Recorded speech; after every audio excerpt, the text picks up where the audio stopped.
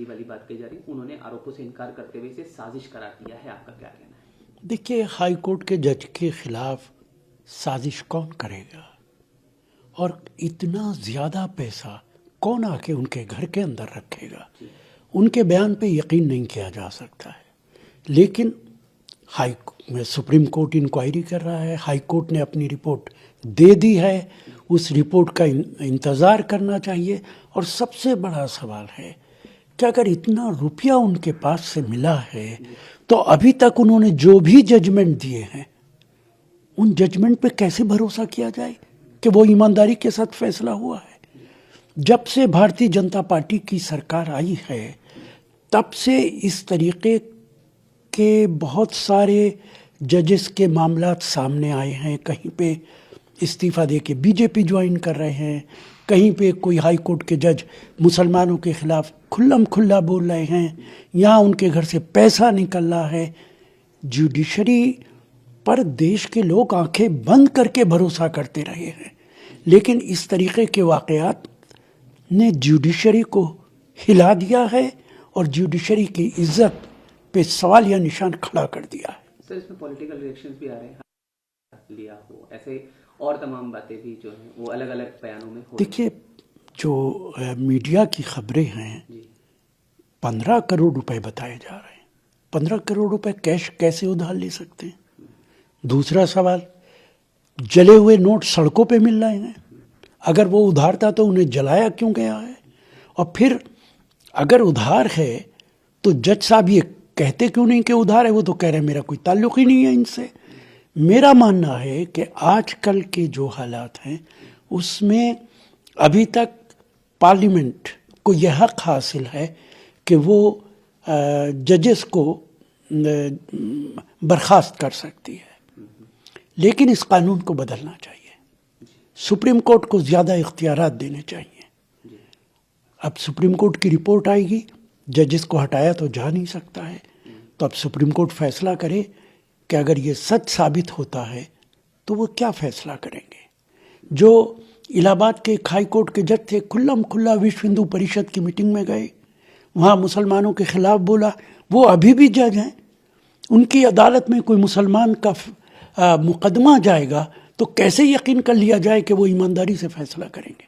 जी, महाकुंभ को लेकर भी उन्होंने जो लोगों की संख्या थी वो सही नहीं बताई गई, डिजिटल महाकुंभ था और झूठी तारीफें। बिल्कुल, अखिलेश जी ने ठीक बात कही है। कुंभ का राजनीतिक फ़ायदा उठाने की कोशिश की गई। वहाँ का एडमिनिस्ट्रेशन बिल्कुल नाकाम था। वहाँ पे वीआईपीज़ के लिए अलहदा इंतज़ाम था, आम आदमी के लिए अलहदा इंतज़ाम था, और इसी वजह से वहाँ पे हज़ारों लोग मारे गए। आपने आम आदमी की परवाह ही नहीं की है। आपने वीआईपीज़ के लिए स्पेशल अरेंजमेंट कर रखे थे, उनके साथ कोई नुकसान नहीं हुआ है। ये दुर्भाग्यपूर्ण था। भगवान की नज़रों में सब बराबर हैं।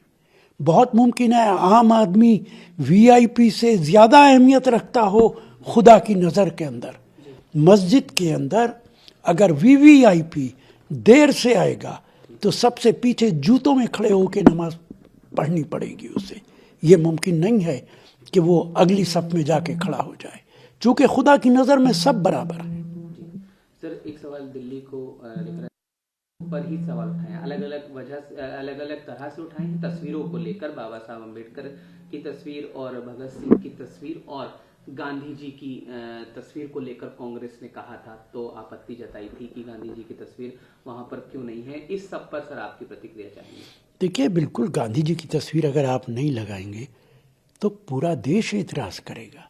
ये कैसे संभव है कि जो राष्ट्रपिता हैं उनकी तस्वीर सरकारी ऑफिसेस के अंदर, मुख्यमंत्री ऑफिस के अंदर ना लगाई जाए। और जहाँ तक बाबा साहब की तस्वीर का ताल्लुक़ है, निश्चित तौर से वो भी लगनी चाहिए। हमारे महापुरुषों की तस्वीर लगनी चाहिए, मौलाना आज़ाद की लगनी चाहिए, सरदार पटेल की लगनी चाहिए। ये जो राजनीतिक दलों ने अपनी मर्जी के हिसाब से, अपनी राजनीति के हिसाब से महापुरुषों को भी चुन लिया है कि किस महापुरुष से हमें फ़ायदा। बीजेपी गांधी जी की बात नहीं करती, मौलाना आज़ाद की बात नहीं करती, तो सरदार पटेल की बात करेगी। सरदार पटेल भी हमारे ही नेता थे। आम पार्टी अपने उन नेताओं की बात करती है जिनसे समझती कि उनको वोट पड़ेगा। महापुरुष तो सब बराबर हैं, सबकी इज्जत करनी चाहिए। राजनीतिक दलों को महापुरुषों के अंदर किसी तरीके का डिस्क्रिमिनेशन नहीं करना चाहिए। जी सर, अब बिहार को लेकर सवाल है। प्रशासन उनकी सेहत की चिंता तो है, लेकिन वो मानसिक रूप से ठीक अयोग्य हैं और इस्तीफे की मांग जो है वो की जा रही है। कांग्रेस नेता पवन खेड़ा ने भी सवाल उठाते हुए कहा है कि बिहार में जो कानून व्यवस्था है वो ठीक नहीं है। अब फिर से सवाल जो है वो उठाया है। क्या देखिए, बिहार के अंदर बीजेपी सपोर्टेड सरकार है और बीजेपी की सरकारें तो जहाँ भी हैं वहाँ पे कानूनी व्यवस्था इंतहाई ख़राब है। अभी आपने देखा है गाज़ियाबाद के अंदर किस तरह एक कत्ल किया गया है। हैवान भी इस तरीके का काम नहीं करते हैं और बीजेपी दावा करती है कि हमारे यहाँ बहुत कानूनी व्यवस्था ठीक है। वही काम बिहार के अंदर है।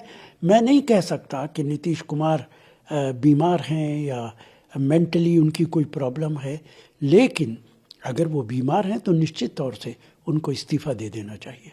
जी, एक बयान आया औरंगजेब और जो है राणा संगा की तुलना करते हुए उन्होंने गद्दार जैसे शब्द का इस्तेमाल किया। हालांकि इस पर अखिलेश यादव का बयान आया है, अगर भाजपा इतिहास के पन्ने पलटेगी तो लोग ये भी याद करेंगे कि शिवाजी महाराज का तिलक बाएं पैर के अंगूठे से किया गया था। इस तरह के पॉलिटिकल इश्यूज आ रहे हैं, आपकी क्या प्रतिक्रिया? देखिए, इतिहास की ये सच्चाई है।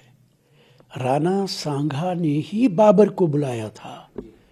बाबर को बुलाया था कि इब्राहिम लोदी से लड़ाई लड़े और इब्राहिम मोदी को ख़त्म कर दे और उसके बाद राणा सांगा को राज दे दे। बाबर ने न सिर्फ ये कि इब्राहिम लोदी का कत्ल किया, उसको हराया, उसके बाद राणा सांगा को भी हराया, लेकिन राणा सांगा ने ही बाबर को बुलाया था। ये इतिहास की एक सच्चाई है, इससे कोई इनकार नहीं कर सकता।